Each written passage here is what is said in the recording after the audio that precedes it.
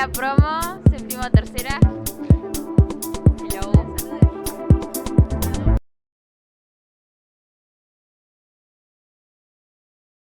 A esto, ¿vos crees que quizá en el futuro esas cosas puedan cambiar o cómo ves en ese sentido a la poli de, no sé, cómo ves en el futuro que va, quizá se puedan llegar a dar esas cuestiones o... Yo espero de que sí. La Poli tiene una particularidad que es una escuela muy tradicionalista. Y eso a veces es un gran punto a favor y otras veces es un punto en contra, o un gran inclusive punto en contra. ¿En qué sentido es un punto en contra? Creer que somos los mejores, entonces como somos los mejores, no pensamos en que tenemos que corregir cosas. Claro, eso es como un gran crecer error. más. ¿Sí? Si como yo ya me considero politécnico, aunque no he estudiado en la Poli, si como politécnico decimos no, nosotros somos los mejores, como escucho decir, está bien, es un discurso, yo digo, por ahí para un estudiante que está ingresando, para una familia que manda al hijo, qué sé yo, la Poli son los mejores. Pero bueno, nosotros tenemos que tener la humildad de decir, bueno, no, podemos estar mejor, podemos ser mejores. Y bajarnos de ese pedestal de querer de que siempre fuimos mejores. Podemos, bueno, eso me parece que ese es un primer desafío que va a tener la institución, ¿no? Y por otro lado, es una institución que nació a partir de la inquietud, no sé si alguna vez se lo conté, pero a partir de la inquietud de una persona que a los 33 años funda una escuela, ¿sí? Que eso también para mí fue admirable, cuando yo empecé a conocer un poco la historia de la Poli. Digo, yo, ¿qué estaba haciendo a los 33? No estaba, a los 33 años a mí no se me pasó por la cabeza fundar una escuela. Sin embargo, gracias a un ingeniero que a los 33 años, tal vez antes, porque eso fue todo un proceso que él fue viviendo, se le dio por fundar una escuela. Y por eso estamos nosotros hoy acá, ¿no? Y ese espíritu que yo diría creativo, de crecimiento, eso es lo que creo que no habría que perder. Y me parece que en un futuro no muy lejano recuperar ese espíritu de decir, bueno, porque cuando el ingeniero López funda la escuela no tenía nada. Pero alguien dirá, bueno, ¿qué es nada? Es un término, un concepto bastante abstracto, la nada. Pero bueno, pero no habían los medios, los mínimos, los recursos mínimos, básicos para empezar. Pero sí tenía la capacidad de hacer gestiones y de hecho los primeros profes eran vecinos colaboradores de la idea de alguien que dijo, che, necesitamos formar gente, necesitamos crear una escuela técnica. Y ese espíritu creo que hay que recuperarlo, no quedarnos con que somos lo mejor y mirá todo lo que hicimos, sino que hicimos todo esto en 60 y pico de años, pero podemos mejorar, sí, todavía nos falta un tramo mucho. Nos falta un tramo enorme, ¿por qué? Porque también se nos alarga la brecha entre lo que sucede en la sociedad desde el punto de vista tecnológico, Sí. Tecnológico y académico, lo que está sucediendo en otros ambientes y lo que nosotros podemos ofrecer. Esa brecha con los años se ha ido alargando, ¿no? Y eso hay que, con un espíritu más colaborativo, con más autocrítica, con más sentido de pertenencia, etcétera, etcétera, etcétera, hay que volver a recuperarlo. Si no, digamos, esto va a ir decayendo. ¿Sí? Esa brecha no tiene que crecer más de lo que ya ha crecido. Y en otros aspectos, creo que también la escuela, y eso está bueno, la escuela es un espacio de contención que acá suceden cosas que no suceden en otros lugares. Y hay cosas que suceden en otros lugares que está bueno que no sucedan acá. Como por ejemplo, no tener contención. Nosotros hemos crecido siempre, y creo que ustedes lo van a decir mejor que yo, de sentirse contenido. No importa la carga horaria, no importa cuántos años son, no importa la exigencia, no importa muchas cosas, pero se sienten cómodos. Y eso es una construcción colectiva, lo hicimos entre todos, ¿no? Y eso está bueno, eso hay que seguirlo manteniendo, eso hay que seguirlo difundiendo para que las nuevas generaciones sientan también ese compromiso, porque es un compromiso. Muchas gracias.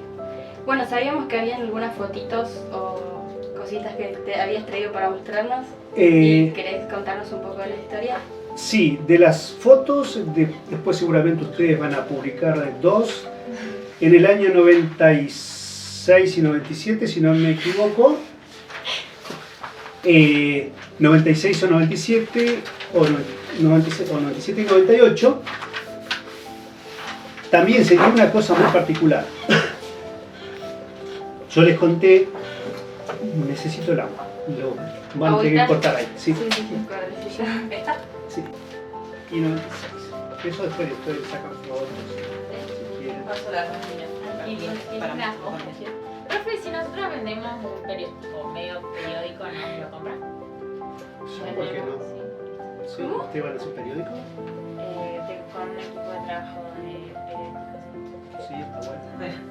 ¿En qué me perdí? No, si quieren después se las muestran, yo les cuento más o menos. Bueno, como yo les había contado anteriormente, yo empecé a dar seguridad e higiene industrial en el sector electromecánica. Al poco tiempo, hice alguna suplencia de taller, de metalurgia, pero también tomé unas horas, en ese momento era dibujo técnico, en el ciclo básico, segundo año. ¿De qué profe eran esas horas? De un profe que se jubiló, porque... Horacio, no, no. perdón, Ochoa. No, de Félix Nahuelquín. En el año 96, 95, más o menos en agosto, septiembre, Félix pasa a ser jefe de taller. Agosto creo que fue. Y yo tomo, bueno, salen a concurso las horas, qué sé yo, y yo tomo las horas de dibujo. Entonces, además de seguridad e higiene, daba dibujo técnico. Eso fue en el 95. En el 96 o 97, obviamente que en el 96, eso fue en el 96, voy a visitar a mi familia en Neuquén y me entero por un amigo que habíamos sido colega en el colegio donde yo trabajaba antes de venirme, me cuenta de que había una capacitación en dibujo técnico dictado por un integrante de Norma Cira, que era Echevarne, creo que era un ingeniero, era un hombre grande, así que debe haber muerto. Y este profe me dice, como yo también en esa escuela daba dibujo técnico, me dice, mirá, ahora justo en las vacaciones, teníamos cruzadas las vacaciones, cuando nosotros salíamos de vacaciones y yo todavía estaba en clase. Me dice, en esta semana va a haber una capacitación de dibujo técnico, creo que se hacía en Cutralcó. Cuando participo, fíjense que yo me había ido de vacaciones y en medio de las vacaciones sale una capacitación y hizo una nota de la capacitación. Y me voy a Cutralcó. Bueno, se hace toda la capacitación, la actualización, las normas IRAM, etcétera, etcétera, la importancia del dibujo técnico en las escuelas técnicas. Y así yo me encuentro primero con algunos profes que yo había tenido en el secundario y después con otros profes que aparentemente nos conocíamos, pero yo no me acordaba. En mi época de secundario yo participé 2 años en un concurso provincial de dibujo técnico. Hacían una selección interna en la escuela y después participábamos a nivel provincia. Nunca tuve éxito, ¿no? Pero bueno, no importa. Y eso había quedado marcado muy fuerte en la provincia de Neuquén. Y resulta que en un momento, en un concurso, eran concursos, así que eran como toda competencia, ¿no? Era una carnicería, porque las críticas que se hacían a los trabajos de los chicos, después uno con el tiempo lo dimensiona, habían unas críticas fuertísimas y eso había generado mucha polémica. Entonces se cortó por muchos años. Pero en el 95, 96, cuando yo participo de esta capacitación, esos viejos profes dicen, ¿por qué no reeditamos esos concursos de dibujo que habían antes? Bueno, todo el mundo se acordaba de todos los conflictos que habían existido, ¿no? Y se les ocurrió, dicen, sí, pero en vez de hacer concurso hagamos encuentro de dibujo técnico, con las mismas características de estudiantes y qué sé yo. Y dicen, bueno, lo hacemos a nivel provincia, charlan ellos, sí, dice, pero podíamos invitar a Chubut. Chubut era yo, que en realidad llevaba menos de un año en esquí, no era Chubut, pero bueno. Entonces uno de los profes que yo había tenido en el secundario dice, sí, porque acá, dice el colega, trabaja en Esquel, en una escuela técnica, y dice, podíamos invitarlos que sean invitados especiales. Entonces cursan la invitación especial. Nosotros, como era una invitación que era un encuentro que no estaba dentro del ejido de la provincia, tuvimos que hacer todo el trámite legal al ministerio para que nos autoricen a salir de la provincia con un grupo de estudiantes, con 6 concretamente, 2 de primero, 2 de segundo y 2 de tercero. Y en su interín, mientras la secretaria